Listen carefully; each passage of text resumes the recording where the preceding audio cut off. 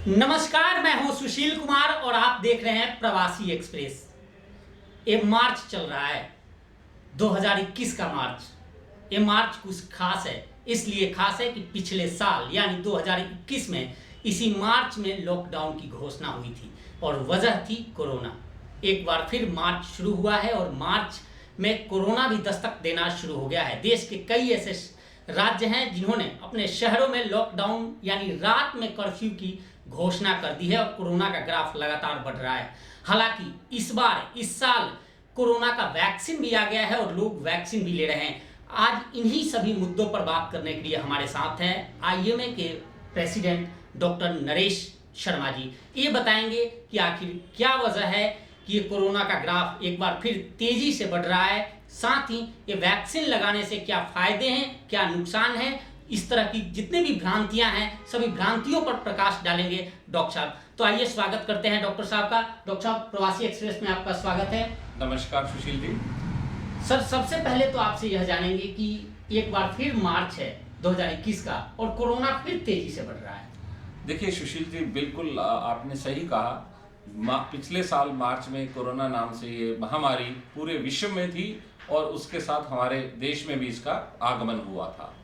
उस टाइम इसके बारे में क्योंकि कोई रिसर्च नहीं थी, कोई इसके बारे में रोकथाम का उपाय नहीं था, तो इसलिए हमारी केंद्र सरकार ने, और मैं कहूँगा बड़ी सूझबूझ की बात थी कि वाजिब समय में इसका लॉकडाउन करके इसके जो फैलाव को काफ़ी हद तक कंट्रोल किया।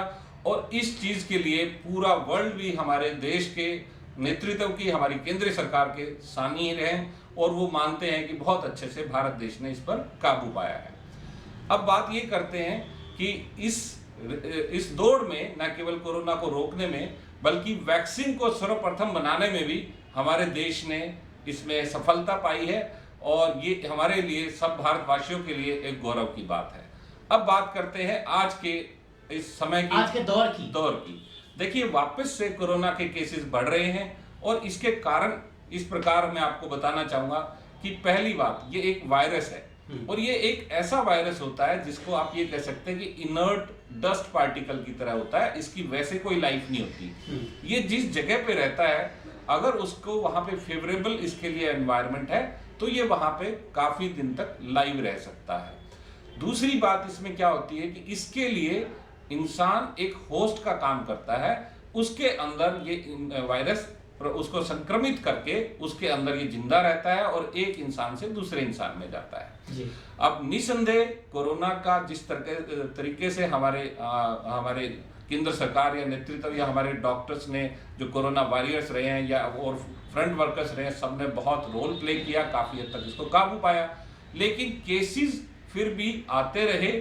और दूसरी इसमें जो अब मार्च में जो हम सस्पेक्ट कर रहे हैं उसकी बात जो वापस से, क्योंकि महाराष्ट्र से शुरू हुई, उसके बाद गुजरात और अब पंजाब में भी, अभी कल ही पंजाब के बारे में भी था कि वहां पे भी केसेस बढ़ रहे हैं। इसका कारण मुख्यतः मैं बताना चाहूंगा क्योंकि हमारे यहाँ तो चाहे कारण इम्यूनिटी रहा, चाहे मौसम रहा, चाहे अन्य जो भी उपाय रहे जिससे हमने रोकथाम पाया, पर ग्लोबली आज भी एक बहुत भयंकर विकराल समस्या है। आप देखिए, इटली में दोबारा से लॉकडाउन घोषित हो गया है। यूके में वहां पे जून तक का लॉकडाउन का शेड्यूल है और यूएस में, या जितने भी कहें कि चाहे बड़े से बड़े देश हों या छोटे से छोटे देश हों, वहां आज भी कोरोना से बहुत भयंकर त्राही मची हुई है।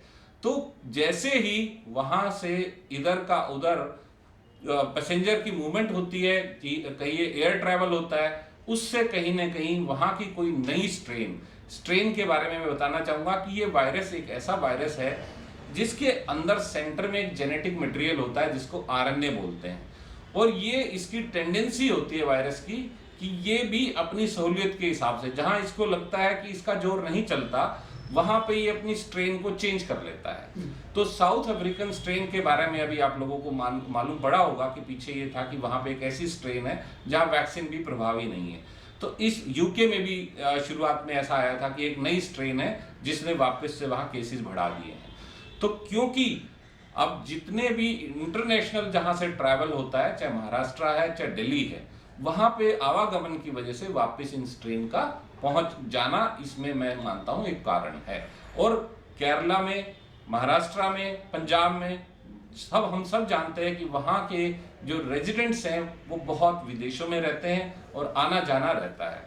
तो ये एक कारण है कि वापस से ये समस्या हमारे लिए एक चुनौती का रूप धारण करके आई है। डॉक्टर साहब, कई लोगों के सवाल आते हैं, हम लोग भी, हमें हमारे अंदर भी एक क्यूरियोसिटी होती है कि क्या वैक्सीन बन जाने के बाद भी, वैक्सीनेशन हो रहा है प्रॉपर, उसके बाद भी क्या इससे डरने की आवश्यकता है? देखिए, वैक्सीनेशन के बारे में जैसे अब मैं बात विस्तार से थोड़ा सा बता देता हूं कि 2 वैक्सीन हमारे यहाँ पे है। एक प्योरली इंडिया मेड वैक्सीन है जो भारत सीरम द्वारा बनाई गई है, जिसका नाम कोवैक्सीन है। दूसरी एस्ट्राजेनेका की वैक्सीन है जो ऑक्सफोर्ड के साथ अलायंस के साथ बाद सीरम इंस्टीट्यूट ऑफ इंडिया करके हमारा एक वैक्सीन बनाने की एक बहुत बड़ा एक यहाँ पे आयुध स्थान है। और मैं ये कहूँगा कि पूरे वर्ल्ड में उसके बारे में सब लोगों को मालूम है कि जितना प्रोडक्शन यहाँ हो सकता है वो कहीं दूसरी जगह नहीं है।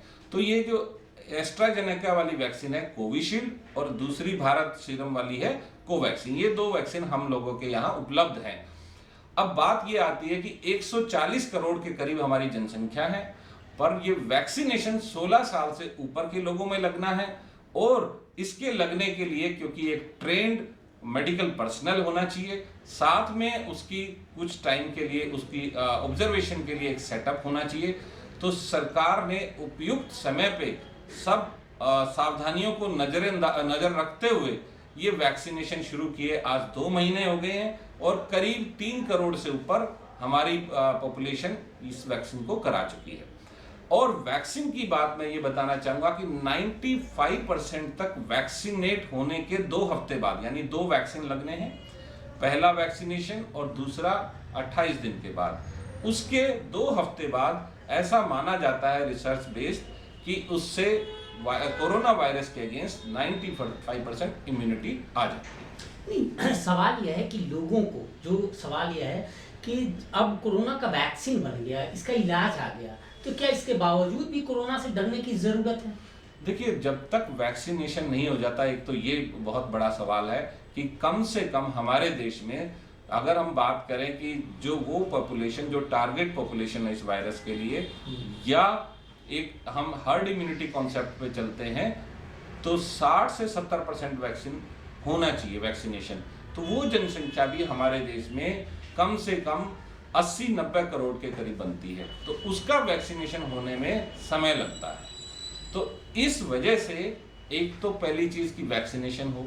दूसरी, देखिए सुशील जी, मैं ये कहता हूं कि वैक्सीनेशन में भी मैंने अभी आपके सामने बोला कि 95%, एक क्लोज 5% का, उसका मतलब क्या है कि 5% केसेस में जो वैक्सीनेट हो चुके हैं, जैसे मैंने स्वयं हेल्थ वर्कर होते हुए दोनों वैक्सीन करा चुका हूं मैं, और मेरे को 2 हफ्ते का समय भी निकल चुका है, लेकिन उसके बावजूद भी मैं आमतौर पर अपना मास्क हमेशा पहनता हूं, खासकर जहां पे पब्लिक इंटरेक्शन होता है।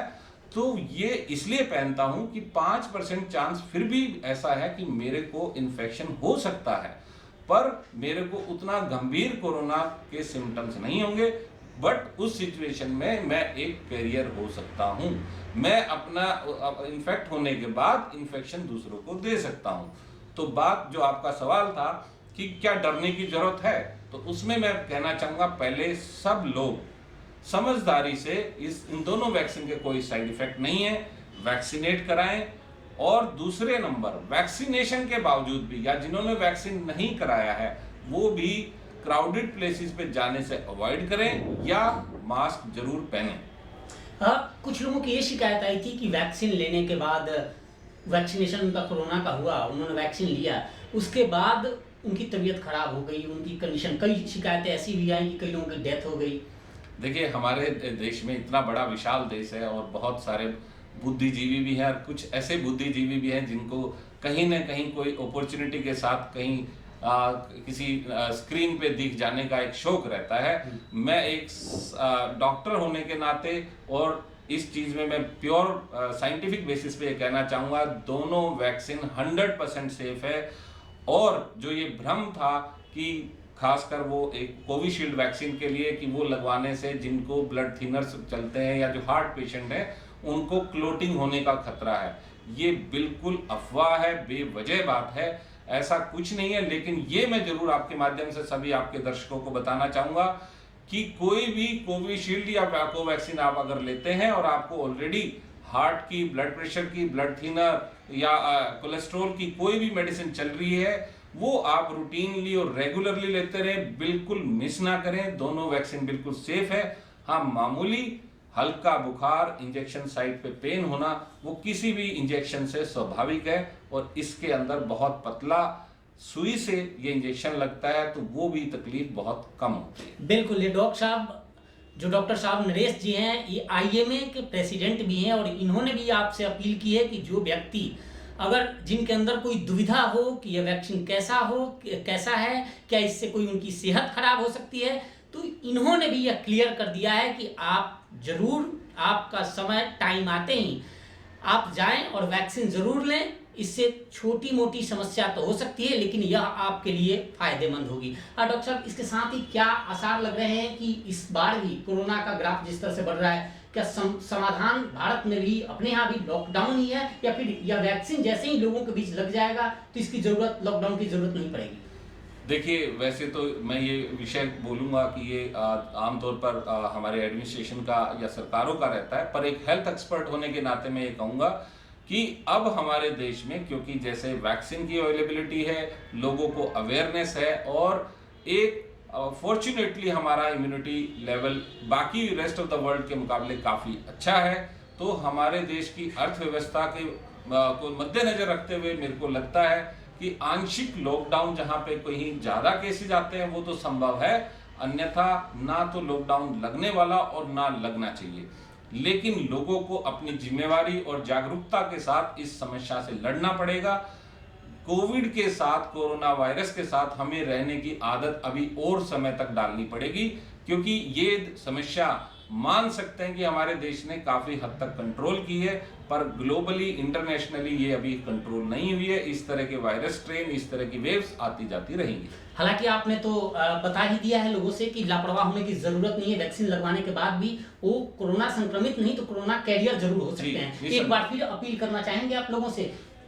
बिल्कुल, देखिए, मैं सुशील जी आपके माध्यम से आपके सभी दर्शकों को बताना चाहूंगा कि ये कोरोना की जो महामारी है, इसका खतरा पूर्णतया अभी नहीं टला है। इसकी वेव्स आप सब इस तरह से वाकिफ हैं कि पहले डेंगू के अंदर जैसे 10-12 साल से हमारे एनसीआर रीजन में ऐसा हुआ, इसी तरह इस कोरोना की वेव्स और स्ट्रेन आती रहेंगी। तो आप सावधानी से अपना बाहर निकलें और किसी भी तरह की लापरवाही ना करें, पब्लिक प्लेसेस पे जाने से बचें। अगर कहीं जाना जरूरी है तो मास्क जरूर पहने और अपने सभी जिनके लिए भारत सरकार से निर्देश आता है, जैसे 60 साल 45 साल से ऊपर, या जब आपका नंबर आए, आप वैक्सीनेट जरूर कराएं और दूसरों को भी साथ ले जाके वैक्सीनेशन करवाएं। जी बिल्कुल, इस पेशकश में फिलहाल इतना ही। देखते रहिए प्रवासी एक्सप्रेस। नमस्कार, धन्यवाद।